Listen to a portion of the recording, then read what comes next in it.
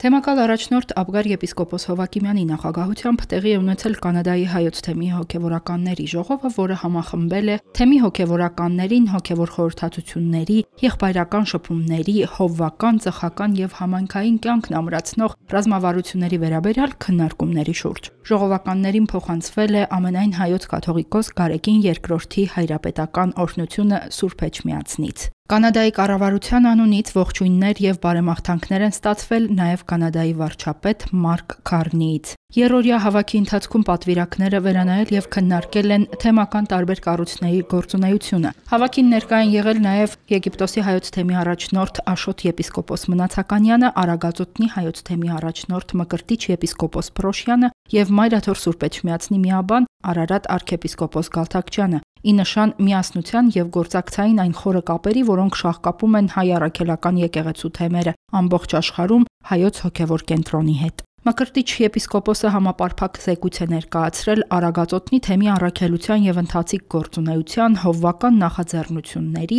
կրթական ծրագրերի, երիտասարդների ներգրավվածության եւ մշակութային հարցերի վերաբերյալ։ Մայիսի 30-ից հունիսի 1-ը Մոնրեալի Սուրբ Գրիգոր Լուսավորիչ Մայր տաճարում կայացել է կանադահայոց թեմի թեմական ժողովը, որին մասնակցել են երկրի տարբեր ծայրերից ժամանած հոգևորականներ եւ աշխարհիկ պատվիրակներ, խորհրդածելու եկեղեցու կյանքի եւ առաքելության շուրջ։ Այս տարվա ժողովի կարևորագույն իրադարձություններից մեկը թեմակալ առաջնորդի ընտրությունն էր։ Առաջադրվել են երկու թեկնածու՝ գործող առաջնորդ Աբգար եպիսկոպոս Հովակիմյանը եւ Բագրատ ծայրագուն վարդապետ Պերջեկյանը։ Ժողովականների քվեարկությամբ Աբգար եպիսկոպոս Հովակիմյանը վերընտրվել է շարունակելու իր ծառայությունը որպես Կանադայի հայոց թեմի առաջնորդ։